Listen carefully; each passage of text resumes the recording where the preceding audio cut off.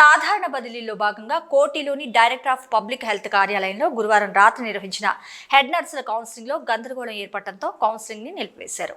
కొద్ది మందికి కౌన్సిలింగ్ నిర్వహించి కౌన్సిలింగ్ నిలిపివేయడంతో హెడ్ నర్సులు డైరెక్టర్ ఆఫ్ పబ్లిక్ హెల్త్ కార్యాలయం ముందు ధర్నా నిర్వహించారు.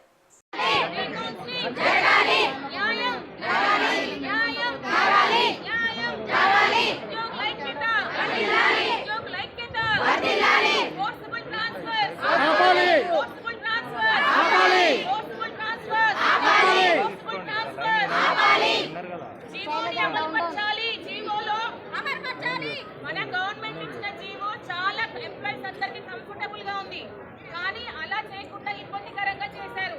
ఇప్పుడు దీంట్లో డిస్లొకేషన్ ఆఫ్ వర్క్ జరగకుండా చూసుకోమని చెప్పేసి జీవోలో పెట్టడం జరిగింది.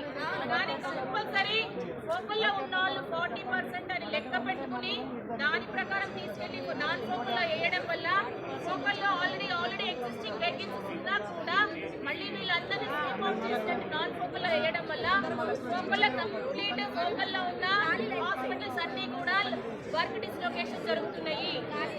సో మన గవర్నమెంట్ ఇచ్చిన జీవోని మేమందరూ కూడా అభినందిస్తున్నాము. దాన్ని అమలుపరచాలని చెప్పేసి మేము ఈ మీడియా ద్వారా మన గవర్నమెంట్ తీసుకెళ్తున్నాము. సీఎం గారి దృష్టికి ఈ జీవో ఇంత క్లియర్ గా ఇచ్చారు, క్లియర్ గానే ఈ జీవోని అమలుపరచాల్సిందిగా మేము సీఎం గారిని వీళ్ళందరి తరఫున మేము ఈ మీడియా తరఫున దృష్టికి తీసుకురావడం జరుగుతుంది.